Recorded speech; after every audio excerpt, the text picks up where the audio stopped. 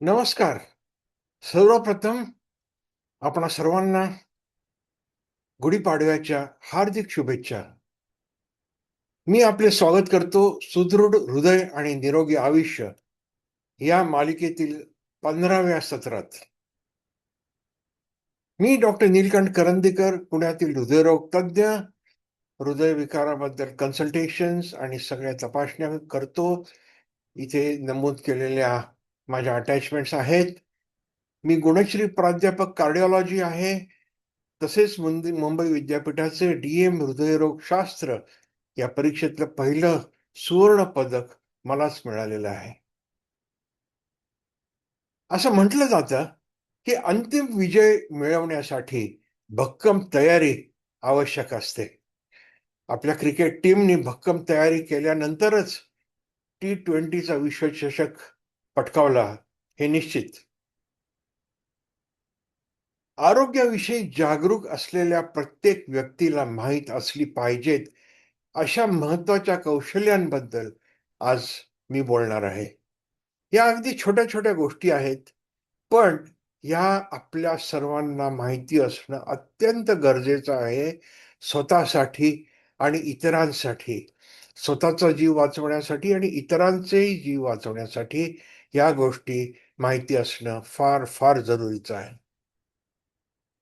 पहिली गोष्ट म्हणजे रेडियल पल्स तपासणी.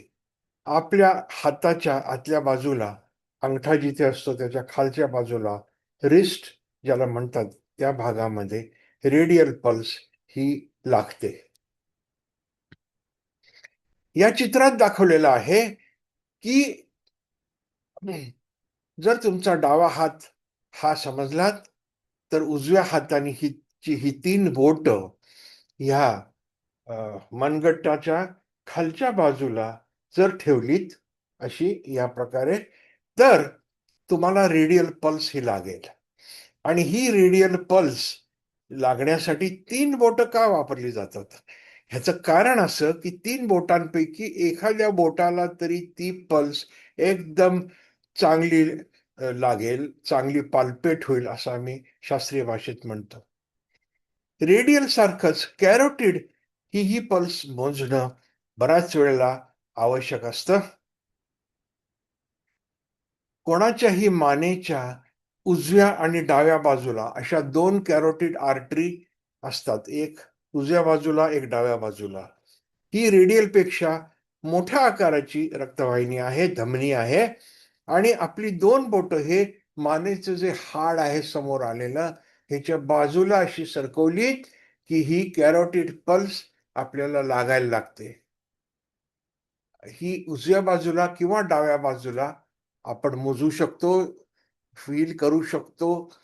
आणि मात्र एक गोष्ट महत्वाची लक्षात ठेवणं आवश्यक, आणि ती म्हणजे दोन्ही कॅरोटिड पल्स एकदम कधीही तपासायच्या नाहीत. असं केलं तर कधी कधी चक्कर येऊ शकते. आता ही रेडियल पल्स आणि कॅरोटिड पल्स बघताना 2 गोष्टी मुख्यतः बघणं आवश्यक आहे. पहिली गोष्ट म्हणजे त्या नाडीची ताकद काय आहे. पहिली गोष्ट म्हणजे 0, 0 म्हणजे नाडी अनुपस्थित आहे. समजा एखादा माणूस बेशुद्ध पडलेला असला, त्याचं हृदय थांबलेलं असलं, त्याला कार्डियक अरेस्ट असं म्हणतात, तर त्याची नाडी तुम्हाला तपासताना लागणारच नाही. नंबर 1, 1+, नाडी कमकुवत आहे.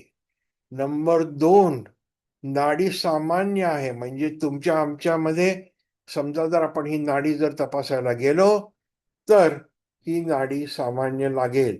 या नाडीचा जो फील आहे, ही नाडी कशी लागते हे जरूर बघून ठेवा. म्हणजे ती जर कमकुवत कधी लागायला लागली तर तुमच्या लगेच लक्षात येईल. आणि 3+ म्हणजे नाडी अधिक ताकदवान आहे. असं बोट ठेवलं की थाड थाड थाड ती नाडी खालनं जाताना तिची पल्सेशन जाणवायला लागतात.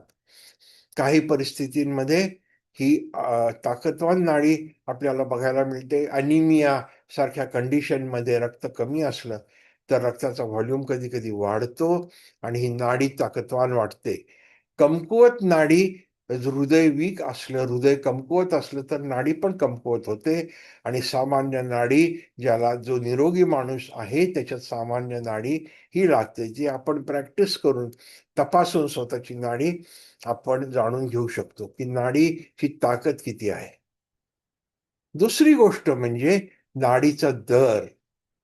स्थिर अवस्थेत पुरुषांसाठी सामान्य नाडीचा दर काय? तर सरासरी 70 ते जास्तीत जास्त 76. हे वेगवेगळ्या वयाप्रमाणे हे आकडे दिलेले आहेत, पण साधारण सगळेच सरासरी आकडे 70 ते 73 एवढे असतात. 15 सेकंद नाडी मोजून त्याला 4 तुम्ही गुणू शकता. 10 सेकंद मोजून 6 गुणू शकता. अर्ध मिनिट मोजून 2 गुणू शकता किंवा 60 सेकंद सुद्धा तपासू शकता. किती इमर्जन्सी आहे त्याच्यावर अवलंबून आहे. आणि ह्या नाडीचा जो दर आहे तो खेळाडू ॲथलीटमध्ये कमी असतो किंवा त्याच्याहून थोडा जास्ती असला तर उत्कृष्ट आपण म्हणतो. चांगलं म्हणजे 60 to 65, सरासरीपेक्षा जास्त म्हणजे चांगला तर 60 to 69, मग सरासरी, सरासरीपेक्षा कमी चांगला म्हणजे 74 to 81 आणि निकृष्ट म्हणजे 82 प्लस. तेव्हा जितका नाडीचा दर कमी तितका माणूस जास्तीत तगडा किंवा त्याचा हार्ट जास्तीत ताकदवान कंडिशन अवस्थेत आहे असं समजायला हरकत नाही. स्त्रियांमध्ये हेच आहे, सरासरीचा दर पुरुषांपेक्षा 3 ते 4 ठोके जास्ती असतो. 74 ते 78 म्हणजे 74 to 78 म्हणायला हरकत नाही. 74 ते 78. आणि हा वयाप्रमाणे कमी जास्त थोडा होत असला तरी साधारण सरासरी दर कितीही वय असलं तरी हाच असतो स्त्रियांमध्ये. आणि पुरुषांप्रमाणेच ॲथलीटमध्ये जरा कमी आणि ज्यांना हृदयरोग आहे त्यांच्यामध्ये थोडा हा जास्ती असतो. अर्थात ज्यांना हार्ट ब्लॉक सारख्या काही कंडिशन्स आहेत, रोग आहेत, त्यांच्यामध्ये हृदयाचे ठोके अगदीच कमी होतात. म्हणजे ते 30, 25, 40 ह्या रेंजमध्ये सुद्धा असू शकतात. पण ज्यांना काहीही रोग नाही अशा स्त्री पुरुषांमध्ये किती हृदयाच्या बीट्सचे किंवा नाडीचे ठोके असू शकतात हे या तक्त्यांमध्ये दिलेले आहे. हे तक्ते फारच उपयुक्त असे आहेत. नाडीचे ठोके तपासल्यानंतर व्यक्तीची श्वसन क्रिया तपासणं आवश्यक आहे. एखादा माणूस बेशुद्ध पडला असला तर पहिले आपण त्याची नाडी तपासतो. त्याच्यानंतर तपासतो काय, तर तो श्वास नीट घेतोय का नाही हे तपासतो. आणि ते कसं तपासायचं ते आता बघूया. हे बघा, तुमच्या हाताची आतली जी बाजू असते ती अत्यंत संवेदनशील असते, सेन्सिटिव्ह असते. आणि ती एखाद्याच्या नाकाजवळ नेली तर तो श्वास घेतोय का नाही. आता माझा श्वास माझ्या या हाताच्या आतल्या बाजूला लागतोय आणि तो श्वास घेतोय का नाही हे हाताच्या आतल्या बाजूनी त्याच्या नाकाजवळ नेल्यावर लगेच लक्षात येतं. आणि हा एक प्रकार झाला श्वसनक्रिया तपासण्याचा. दुसरा प्रकार असा आहे की एखादा माणूस बेशुद्ध पडला असं वाटलं असलं तर त्याच्या पोटावर हात ठेवणे आणि ॲब्डॉमिनल ब्रीदिंग ज्याला म्हणतात. म्हणजे आपण जेव्हा श्वास घेतो तेव्हा पोट थोडंसं बाहेर येतं. डायफ्राम नावाचा जो एक स्नायू असतो तो खाली आल्यामुळे पोट थोडं बाहेर आल्यासारखं वाटतं. आणि ते एका मिनिटात किती वेळा बाहेर आणि आत जातंय हे बघून आपल्याला त्याची श्वसनक्रिया चालू आहे का नाही याचा अंदाज लागतो. 60 सेकंद हे मोजू शकतो आपण किंवा 15 सेकंद मोजून त्याला साधारण 4 आपण गुणू शकतो. माणूस साधारण 18 वेळा सरासरी मिनिटाला श्वास घेत असतो आत आणि बाहेर. शेवटची गोष्ट म्हणजे हे पल्स ऑक्सिमीटर. हे पल्स ऑक्सिमीटर अत्यंत छोटं असं एक आयुध आहे, इन्स्ट्रुमेंट आहे की ज्याने आपण आपल्या रक्तातला ऑक्सिजनचं पर्सेंटेज किती आहे हे तपासू शकतो. इथे दाखवलंय या माणसाला 97 म्हणजे नॉर्मल ह्याचं ऑक्सिजन सॅच्युरेशन आहे. आणि त्याचे नाडीचे ठोके किती पडतात हे पण ह्याच्यामध्ये दिसतं. हे इन्स्ट्रुमेंट असणं अत्यंत महत्वाचं, चांगलं आहे. स्वतःकडे जरूर ठेवा. याची सेल ह्याच्यामध्ये एक असते, ती तुम्ही काढून ठेवली तरी चालेल. जरूर पडली की पटकन घाला आणि हे इन्स्ट्रुमेंट वापरा. किंवा एखादा माणूस खूप आजारी असेल घरात, तर ही सेल घालूनच हे इन्स्ट्रुमेंट जवळपास बाळगा. आणि हे एक अत्यंत उत्कृष्ट मार्ग आहे की तुमच्या ऑक्सिजन तुमच्या रक्तात बरोबर आहे का नाही बघण्याचा अत्यंत चांगला मार्ग आहे. आता बघूया सामान्य रक्तातील ऑक्सिजन संपृक्तता म्हणजेच नॉर्मल ब्लड ऑक्सिजन सॅच्युरेशन हे किती असायला पाहिजे. निरोगी व्यक्तीसाठी सामान्य रक्त ऑक्सिजन संपृक्तता म्हणजे ब्लड ऑक्सिजन सॅच्युरेशनची पातळी 95 ते 100% दरम्यान असते. ही टक्केवारी तुमच्या रक्तातील पेशी किती ऑक्सिजन वाहून नेत आहेत हे दर्शवते. 95 पेक्षा कमी पातळी काळजीचे कारण असू शकते, कारण यामुळे शरीरातील अवयव आणि ऊर्तींना म्हणजे वेगवेगळ्या अवयवांना आणि त्यातल्या सेल्सना ऑक्सिजन मिळण्यात अडचण येऊ शकते. 88 टक्क्यांपेक्षा किंवा त्यापेक्षा कमी पातळी असल्यास तात्काळ वैद्यकीय मदतीची गरज असते. अशा रुग्णाला ताबडतोब हॉस्पिटलमध्ये नेणं आवश्यक असतं. त्याची ताबडतोब ट्रीटमेंट, उपचार करणे आवश्यक असते. ऑक्सिजन चालू करावा लागतो वगैरे वगैरे.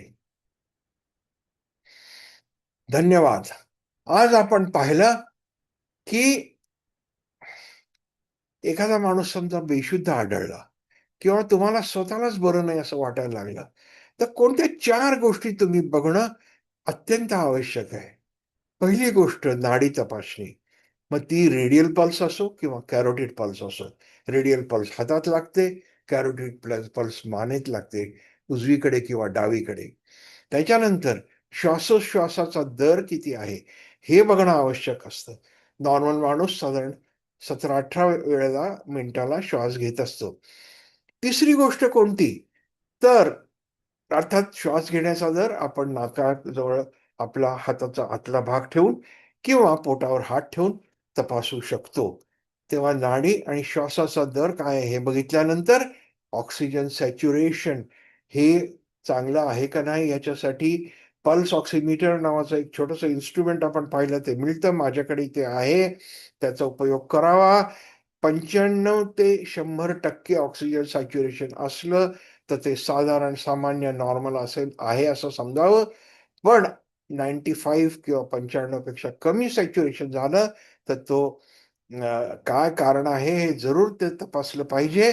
आणि 88 पेक्षा जर कमी सॅच्युरेशन असलं ऑक्सिजनचं तर मग ताबडतोब वैद्यकीय मदत घेणे आवश्यक आहे.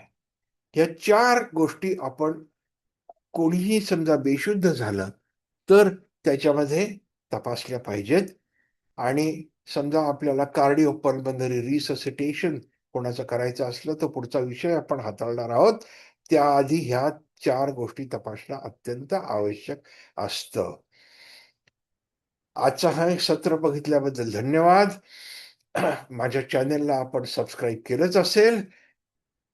मला आनंद वाटतो सांगायला की आता सबस्क्रिप्शन 100च्या वर गेलेली आहेत. आणि जर नसेल तर जरूर सबस्क्राईब करा. इतरांना माझ्या चॅनेलबद्दल सांगा आणि जास्तीत जास्त लोकांबद्दल ही माहिती पोहोचवण्यास मला अत्यंत आनंद होईल. पुन्हा एकदा आपले मनःपूर्वक धन्यवाद. पाडव्याच्या हार्दिक शुभेच्छा देऊन मी आजचं सत्र संपवतो.